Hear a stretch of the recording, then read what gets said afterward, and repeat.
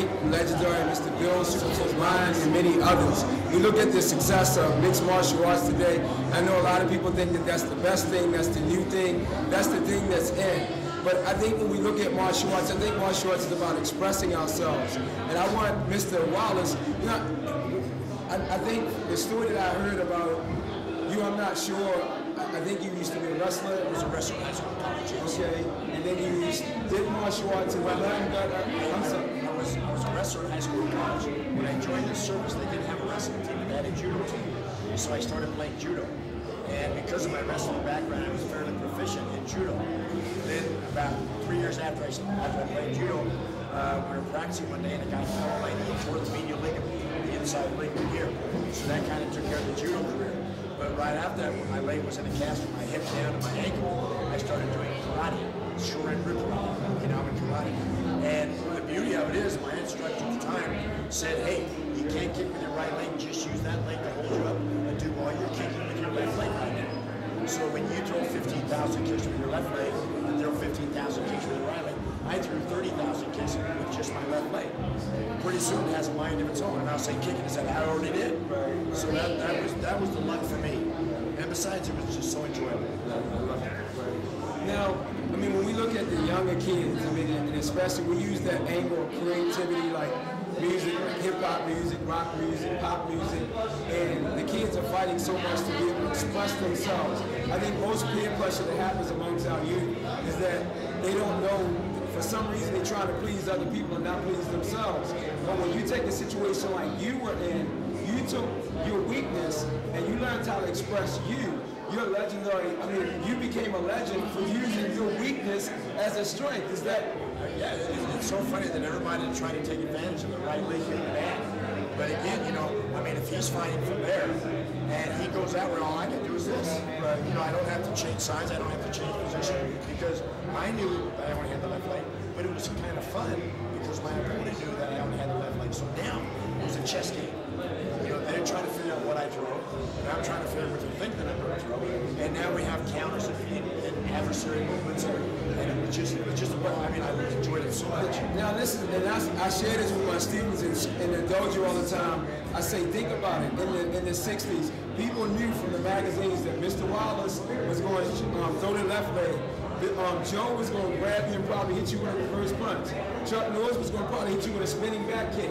You knew this, but yet when they came in there, wow, I mean, what was that advantage? I mean, because the pressure was harder for you at that time than what it is now when most people don't even know what someone's going to do. There's a little bit of everything, but it was like you had to take that thing, and I guess what you're saying, do the chess game and make it adjustable. You have to work on counters, you have to work on defenses, and I guess at that time people probably found the counter for your counter and came back and it just improved you as an artist, correct? 100%, yeah, because you know I use primarily 3 kicks, a side kick, a cross kick, and a hook kick, and those all 3 come exactly the same way. So if I'm going to throw a side kick and you're trying to counter the side kick, it goes right into the round. So if you block the round kick, it goes right into the hook kick. And if you keep coming, I'm really good at running. I can take off so fast. Yes, sir. Yes, so that works really good too because I did everything from the side. And I can be back faster rather than having to back up like a boxer has to back up. So would you say to a young person that's out there struggling, I mean, they're trying so hard to fit in, but yet they're afraid to be themselves? Well, be yourself. Think of all the techniques we've been taught, especially in your Kung Fu system. How many different punches you've been taught? How many different kicks you've been taught? When you fought, Willie, how many did you use? 3, 4, maybe 5? So the expression comes from you taking the techniques that you've been taught, changing them, modifying, playing with them to make them work and be effective for you. That's the individualistic attitude. Nobody throws a spinning back kick like Chuck did. Joe Lewis, like you said, God, you saw him standing, you saw his golf, you said, oh, I don't want to get hit by those things. So you're already apprehensive. And with me, just the speed of the kick technique just worked really well for me. So, you know, and that's the, I guess you might call it the niche that we all strive to find. See, yours was years ago was the acrobatic movements of your so that was the beauty of it. I mean, people do what you do. Right. You know, they try it and they don't put their button. And that's what's so awesome, man. I mean, you know, I'm like an emotional guy, so even sitting here and being with him, I mean, as a kid in the projects, grabbing those magazines, I still have a magazine from Karate Illustrated. They used to do centerfolds. They took a centerfold of him when he was the middleweight champion, and he retired undefeated, and I think he was hitting the guy with a hook kick around the face, and it was a long centerfold. I remember pulling that thing out the magazine, putting it up there on my wall, and every day I would look at his picture and other people's pictures. So these are the inspirations, and all we're trying to do with the magazine is bring that back, because I think the magazines don't do that anymore. They don't promote heroes like that. You know, everybody's a hero. It's how you make it. And we have a little bit of the history of martial arts.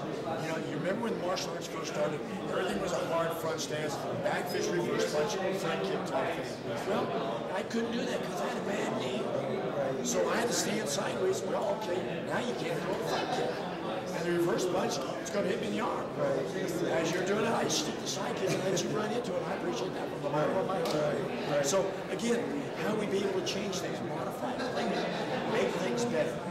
It's just like in the Kung Fu that you're doing now, teaching your kids. And it's, you know, they're not going to go, no, it gets old. If you make it fun, you make it exciting. Wow, I'm looking forward to working out tomorrow.